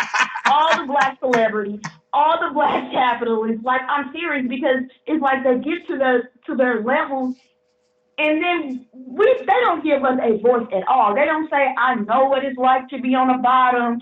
I know, what my brothers and sisters are going through. No, they act like they was born with that silver spoon. Negro, you just got that spoon last week. And Absolutely. now we don't know you. Now you don't know. And even the So I ones, think we even need the to ones, boycott sister, all of them, that do seriously. say that, right? Because there are some black celebrities, not to denigrate the men anyway, but people like Killer Mike, whose whole shtick is, hey, I came from the bottom just like y'all. I know what it's like to eat grits and cornbread, real homie type of brother, right? When you hear him speak, he's real loose with his speech and liberal, like some of us are, right? And so on and so forth. But then when Killer Mike and people like him get access to the people that got their hands on the levers of power, strangely enough, nothing ever moves. It's not that he doesn't have the care and love and concern. Like you see people like Nina Turner. You see what I'm saying? Nina Turner is this woman who's ostensibly been about black everything ever since she's been active in politics. But who is she riding with? Who is she putting her political capital behind? She's putting it behind Bernard Sanders, who has made it clear that he has antipathy to our interests. So what use is she or Killer Mike, if they even have the empathy, the love, compassion, care, and concern for our people, but are not willing to put what capital they have available on the line to risk it all for the benefit of us? In other words, Brother Mark, they are of no use to us. I'm looking at the chat. Double C in the chat says Killer Mike is suspect. And I agree. I watched the Revolt Summit that had Killer Mike, Candace Owens, T.I. I watched it in the full entirety, and I do believe that the brother talking doesn't speak. I listen very close, okay? I don't care if he dropped Yvette and Tone's name. I don't. I care about all the other stuff that he said. Exactly. Doesn't speak. He is suspect. I agree. Here's my thing I with agree. Killer I do Mike. not trust him whatsoever. He is not. We shouldn't have to trust him, right? Because by your fruits you shall know them, right? Don't tell me how connected you are to the people, how you homies, how you home peoples, like you down with us with the people. Show us you down with the people. Bernard Sanders should not be able to go nowhere without Killer Mike putting a mic in his face and saying, I talked to you about this stuff that's happening with my people last week. How come we don't see no movement on this? Nina Turner should not be in any meeting with Bernard Sanders where she isn't constantly advocating for our interests. And to the extent that they are, shows you, in my humble opinion, just how much they are worth to us. He sounds like he's good. He talks good. Right? But we don't need no more good talkers. What we need is people. He talks awful. His talk is not good if you really listen to what he's saying. Did you watch his show? Pretty Muslima, did you No, watch his I've show never on seen Netflix? his show. I've never seen his show. I saw the Revolt TV Summit. That's what I saw. Let me tell you, I watched his show. I saw him get interviewed by Tone as well. Yeah. I actually liked the interview, just to keep it so real with you. I love the interview that he did with Tone. But when I saw him on stage at the Revolt Summit, no. When you watch his show, it'll answer a lot of questions that you thought you had about Killer Mike. This man. I don't have any questions. I saw everything I needed to see between Tone and Revolt TV. I'm with you. I mean, Nina, see, this is what I'm talking about. Black men said Nina got real passion. But where is that passion being reflected in her influence over Bernard Sanders? Until I see that, I don't care about her passion. Right? I'm passionate. But watch what I do when I get access to those who have their hands on the levers of power. That's when you're going to see the real Mark Black, right? It's like TBA, right? The Black Authority, Jason Black, right? Jason Black says, if you ever want to know the truth about a black person, put them in a room full of white people and ask them the question, right? Any question you want to know the answer to, put them in a room with white folks and ask them. Because black folk, unfortunately, lie to us. right? It's commonplace these days. Like I said, the only time we hear about buy black, bank black, spend black, live black, all of that is with the people that have an interest in making money off us if we do it, right? So again, it's Right. for their own self-benefit or whatever the case may be, right? But get them in a room full of white folk. Then they get to talking the real capitalist shit, right? You see what I'm saying? Then they get to telling the truth about how they can penetrate the black community. See, they even use the same terms as these marketing gurus. You know what I'm saying? I'll be honest with you, fam. If Killer Mike with all the access he got is still trying to learn, I don't think he gonna get it. Cause this ain't that hard to figure out that we need advocacy 24/7. That ain't hard. I'm just saying. They just want to hold on to that white capital. At the end of the day, that's how I feel, and I think we should drop all their asses down by the lake. I'll say it again. I really think we should. Sister, I think I'm riding with you on this one. all of them. I'm serious. Killer Mike probably don't even have nothing for us to boycott, but we can stop listening to whatever he got to say. Yeah, I have no part of the decadent veil. I'm good. Like, they can miss me with that. I'm over all right, celebrity. I got 2 more quotes, though. I know I had you on the phone for like go ahead, ever, sister. No, but drop the quotes. I do have 2 more. Okay. What you say? Go ahead and drop the quotes, sister. I told you the floor is yours. Okay. So the second reference that I have is just for the family, because I'm always preaching, let's just be compassionate with our brothers and our sisters, because a lot of us just really do not know. A lot of us are ignorant. So within the apathy, there's a lot of ignorance underneath that. Agreed. So page 120. I'm going there right now. Okay. Page 120. All right, sister, go ahead and run it down. At the very, very bottom. So to be a Negro in America is often to hope against hope. It means fighting daily a double battle. A battle against pathology within and a battle against oppression without. Oh, I was going to quote that one, damn it. Great minds think alike. I was going to quote that one because I thought that said so much in like 2 sentences.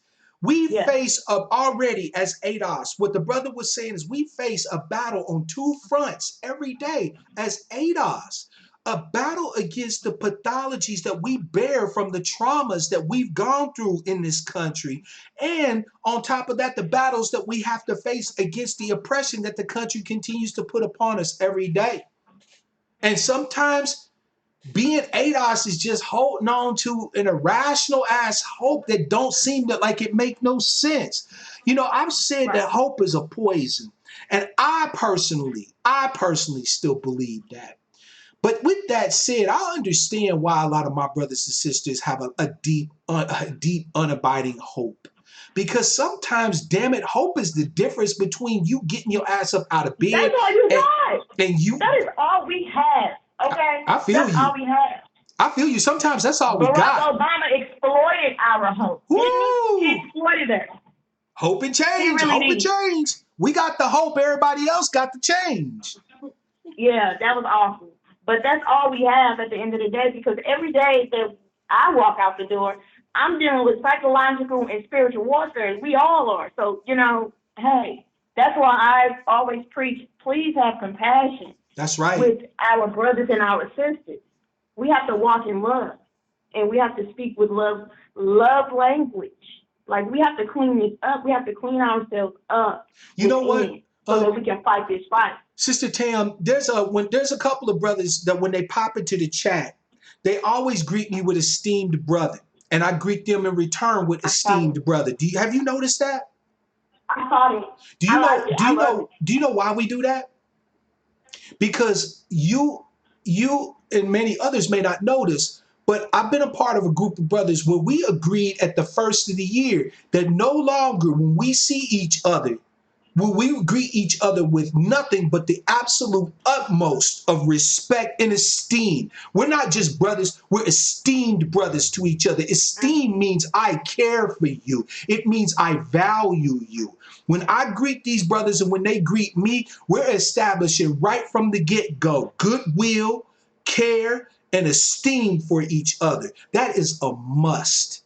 That is a must. I absolutely love it. I absolutely love it, and we need to duplicate it, replicate it, all of it. Absolutely. We need that. Why do you think I always say beloved, beloved sister, esteemed brother? Because that is what you are to me. Like,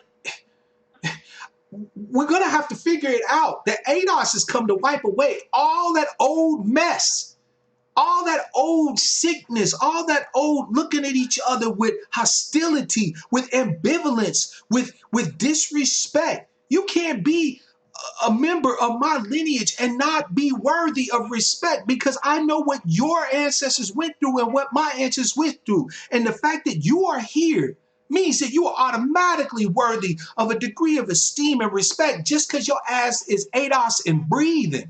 You don't need to be nothing else. Well, that's a nice segue into my next reference, Brother Mark. Go ahead, sister. It's all you. All right, page 128, and this is just to let the family know that despite all of the hardships that we go through, we must press on. So 128, it reads, the life of our slave forebears is eternal testimony to the ability of men to achieve the impossible. Facts. So, two, we must embark upon this difficult, trying, and sometimes bewildering course. With a dynamic will, we must transform our minus into a plus and move on aggressively through the storms of injustice and the jostling winds of daily handicaps toward the beaconing lights of fulfillment. Our dilemma is serious and our handicaps are real, but equally real is the power of a creative will and its ability to give us the courage to go on in spite of. Yes. So Yes. families, do be encouraged. Let's still. I think the thing is, Dr. King got assassinated and time froze. Okay, that's just how I feel. Like folks got scared, we got terrorized into oblivion, folks got murdered, and we just said, "Fuck the politics." Yeah. That's pretty We just much want to it. live. We just want to live, but we got to be tired of living on our knees. I'm tired of living on my knees. I feel you. I am. I feel you. You know what And I so loved about we that have to quote, have the sister? strength and the courage like our ancestors did, You know what I love who were about that really good quote? with. He said the power of a creative will, right? Yeah, Being creative is proactive, right? When you yeah. lay down with your woman or your man and y'all make a child from that union, right? That is an act of procreation, right? That is an active movement, right? A creative will doesn't look for reasons to fall back. A creative will looks for reasons to move forward, even if it looks like we're moving forward in spite of sometimes, not because Hmm. of. Like, I'll give you a case, an example, sister. There's a march that Brother Travis, also known as Black Dollars University, is organizing in Selma, right? March 27th, Hmm. March 28th. I've actually been asked to speak as a guest speaker at the march. And, with everything I got in me, I intend to be there, right? Because it is a pilgrimage for me, right? It is a place to, is that bridge, regardless of whether you think we took an elder or whatever, is a sacred place. And I intend to go there and commune with my ancestors, to commune with my brothers and sisters, and to be renewed and be refreshed for this fight, right? But here's the thing. We're going there and we're going to march across the bridge. Now, here's the thing. People have asked, why you niggas going there to march? Marching don't work.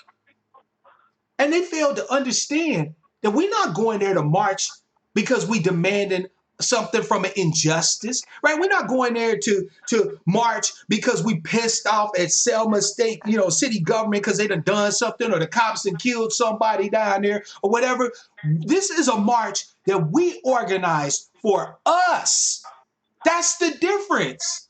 We're not going down there to march to beg anybody for anything, we're going down there to commune, to literally walk in the shoes of our ancestors, to honor what they did and to be renewed by that honoring. And we organized it. We're not being reactive. We're being proactive. It's a creative will that tells us to go, and to be with our brethren and our sistering in this sacred place. You see what I'm saying? People need to understand that even some of the things that we did before, marching reactively may not work. Going and marching when somebody's gotten killed or whatever after the fact, I don't think is necessarily beneficial. But what's wrong with marching or walking to a sacred place and honoring the sacrifice of your ancestors and communing with your brothers and sisters and talk about game plans and organizing and networking and confabbing? What's wrong with that? There's nothing wrong with that, but I just feel that living this ADOS life, I don't have the resources to do Selma and Louisville. I just don't. No, I hear you. So I'm going to be saving my ducats for Louisville. I'm doing both. I'm doing both. And here's the thing. Hats off to you. You got it like that. No, I don't have it like that. But I'm doing something that one of my Christian brothers and sisters taught me. They said, speak it as if it will be. I'm trying to extend a little bit of faith to the universe. You know, that by me saying I'm going to get it done, those resources and things will find a way to line up for me to get it done. Right? I'm not trying to fall back. I'm trying to move forward. You feel me? So yeah, that's my thing. I'm just being realistically. I mean, being realistic. I have a family, and I want to take my entire family to the conference. You know, so I hear what you're saying, but that's just where I am. My finances are different. I will say this, fam. Whosoever may, right? Whosoever will, right? Let them come. Right. Again, this ain't a march in the sense that everybody's thinking about a march, right? Kenneth is another one. He's saying we done marched enough. Have we? Have we? What I told you that this isn't a march where we going down there demanding anything from anybody. They're commemorating their ancestors. So it's really not a march, right? Is that right? It's really not a march. You guys are going down there to commune with the ancestors from Bloody Sunday. Is that right? I'm speaking for Mark Black. For me, I'm going down there in communion with those who walk before me, to speak to people, to give them some inspiration and some uplift, and to network with folk. It's a march for life, right? It's a march as an affirmation of life, nothing more and nothing less. And the best part about it is that it ain't in response to some stuff that the white folks done. It ain't in response to some other injustice or whatever. It is welled up from within us to go do it. And where did it get us? What do you mean, where did it get us? There's a whole bunch of other stuff that we can talk about and ask that same question. We're not going down there to march as a part of an overarching strategy to fight whiteism or whatever the case may be. I'm sorry? It sounds like a soul journey. It's for us. So it's simple as that. No. You feel inclined to go and commune with the ancestors who hit that bridge before us, right? That's a soul journey, in my opinion. It sounds like a soul journey. I mean, look. Because y'all not necessarily going down there to arouse anybody. You're just going down there to take this memorable, Some people, like Sister Christine said, is show-offism. Who are we showing off for? She said Neely Fuller Jr. calls it show off. How does he define that? Right. Well, like who would we be showing off for? Like, what are we going down there to show off for? Like, what do we gain other than the stuff that I mentioned? That sense of communion, the opportunity to network with other ADOS from around the country.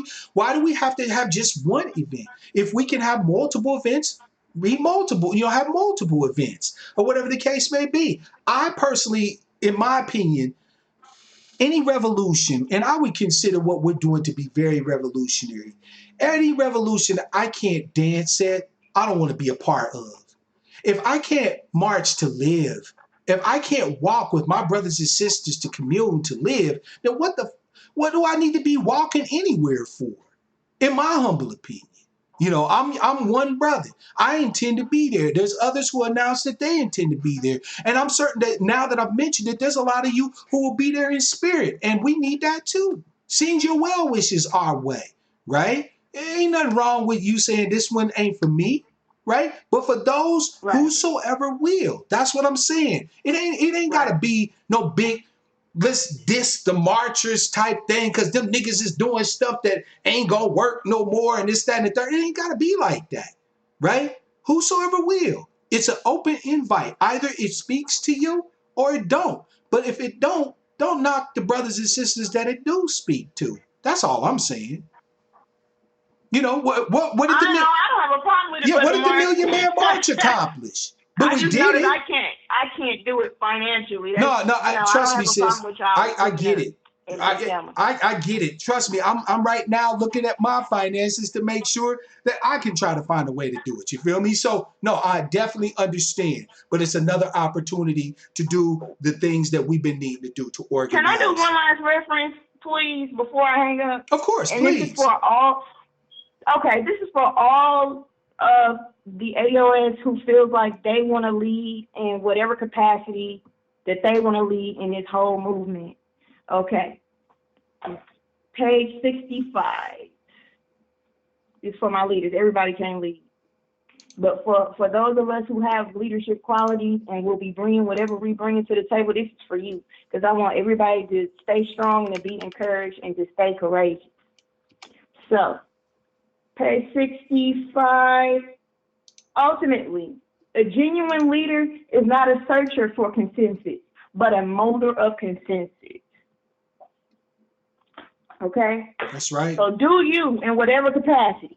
That's right. Don't worry about anybody else and how they feel. If they don't resonate with you, that's fine. They can go somewhere else. Absolutely. You bring whatever you bring in. I'm the angry black sheep. I'm going to do me regardless. But at the same token, though, I also invite other people to do themselves with me.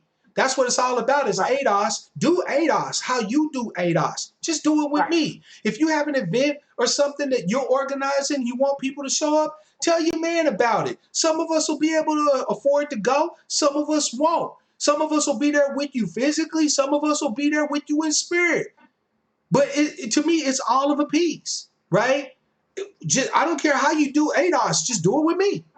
That's all. And let other people do how they do it. You see what I'm saying? There'll be more events, and we will all get a chance to share in some capacity, some way, shape, or form with those events, right? So, yeah, sister, I appreciate you sharing that with us. You feel me? Because that's what it's all about, a spirit of reconciliation and harmony, right? As leaders, we got to work to create consensus, not just go with consensus, right? If we were just to go with what everybody thought was the right way to do things or whatever the case may be, a lot of us wouldn't be doing what we're doing as a part of this ADOS transformational moment. Because the vast majority of black folk, when you tell them what's ADOS, they be like, I don't know, what's ADOS? They don't know, right? For us as the proponents, the advocates, it is for us to shape consensus, not to wait for consensus to shape us. You see what I'm saying? The number one thing I hear, Brother Mark, is they ain't going to give us reparations. No, nobody's going to give you anything. You have to advocate for yourself.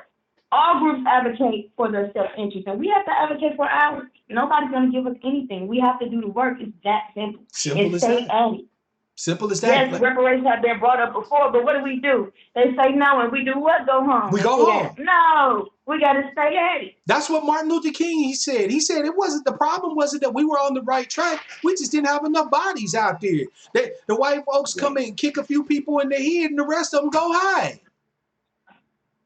So I just encourage the family to stay focused, stay encouraged. I put politics and reparations in every conversation. When I say every conversation, I mean every conversation. Whatever complaint somebody tell me, I'll be like, see, that's why we need reparations. What? You got a flat tire and you can't fix that? That's why we need to be fighting for these reparations. Like everything, like anything that anybody says to me, I always put it in the conversation. When white people come to me, want to talk about slavery, want to talk about, I don't have anything against you, and, you don't have anything against me, and I tell them all of this talk means nothing if we're not doing politics together. Facts. It means nothing. It means nothing. All of this talk does not mean anything if you're not advocating for me politically, and it shuts the whole conversation down. Absolutely. So stay up, family. Stay focused. Stay on your square, like Yvette says all the time, and let's do this work. Absolutely. Thank you, sister, for your contribution to the broadcast today. I knew you'd bring it, and I appreciate you for it. I hope you have yourself a great weekend. Don't be no stranger. All right, thank you too. Have a good night. I Peace. will, sister. You too. Peace. Great call, fam. Yeah, family. See, here's the thing, right? The thing that I like about this transformational moment as ADOS is watching the blossoming of ADOS across various areas, right? Like Sister Toolbox said, for some of us, this is just simply political, right? For some of us, ADOS is about getting the United States government to cut the check. And they're right. For some of us, though, this is existential. This is about losing that lost sheepness, right? That, oh, who am I? What am I? Where do I fit? Where do I belong? ADOS has the answer for that. For some of us, this is even spiritual. It's the resolution of a bunch of tensions and negative dynamics that we've had going on in our hearts and minds since we've been alive. You see what I'm saying? And it's true. ADOS is all of that. It's there for the political, it's there for the economic, it's there for the existential, it's there for the physical, it's there for the spiritual, if you will. It's there for all of that. So we're not at loggerheads, fam. However, you are ready to embrace our lineage and our heritage. The fact that you're ready to embrace it says everything I need to know. You see what I'm saying? It says everything I need to know. The fact that you are among the first fruits to say, no, I'm not a lost sheep anymore. No, I have an identity. I have a people. I have a nation. I have a place. Right? You feel me? It's about us, all of us, and how we do us. And the beautiful thing about ADOS is we do us in everything. There's nothing we touch, whether it's economics or politics or religion, or whether it's the law or education or entertainment. There's nothing we touch. We don't change. So family, if you got brothers and sisters that are gathering for a spiritual gathering, if you can't be there, wish them well and keep it pushing. It's not for you. You see what I'm saying? You got brothers and sisters that are organizing a pack and you want to get in on that? Get in on that. If not, wish them well. There's as many ways to get to this goal of pressing home our justice claim as it is ADOS. That's the beautiful thing about it. We all are the leaders in a real, true sense. And even if they tried to kill us all, they can't kill who we come from. They can't kill our lineage. They can't kill our history. They can't kill our heritage. So we already winning. That's what's up, fam. That is what's up right there. In a spirit of warmness, of love, of reconciliation, not apprehension, do I reach out to my ADOS tribes people and say, I am your brother and you are my people. And with everything I got, every resource I hold, every thought in my head, every word out my mouth, every feeling in my heart, a part of it belongs to you, just as a part of you belongs to me. Why? Because we are people. Period. That's it. Point blank, the end. I love it. I absolutely love it. Fam, it's getting about that time. I want to give a special shout out to the sister Pretty Muslima. Thank you so much again for your contribution to the broadcast. I want to thank Toolbox, D Wheel, Miss Denny for the financial support and of course the love, right? We've got so many solutions that we got to look at, fam. So many things to try. I mean, there's people that decry marching, but then you watch the yellow vests over in France marching, and you watch the people over in the Ukraine marching and things are happening. Ain't no strategy off the table, fam. Whether you agree with it or not. You know what I'm saying? You see some brothers and sisters going with a strategy that you don't go with. It's okay to say, I can't rock with it. But I support your right to rock with it. Right? It was just like the voting down ballot thing. I had my piece to say on it. And what did I do? Call right into my sister's show and we had us a conversation. Right? Because that's my sister. That's my tribeswoman. I don't have to agree with every strategy, tactic, or whatever she takes. But I back her right to take it. I support her in her endeavors, no matter what the hell they are, because that's what being ADOS is all about. So, fam, thank you again for a wonderful Sucker-Free Saturday. I want to say thank you to everybody. If I missed shouting you out, I apologize, because more people came, and it was Future, Kenneth, I didn't shout you out. Oh boy, Peach, I see you, fam. The numbers went up, right? But I know that I love you all. So, fam, I will be broadcasting on Wednesday, right? So be here for that broadcast hump day. You know what it is. And until then, as always, I want to wish you all love, peace, prosperity, and power, real power to our people.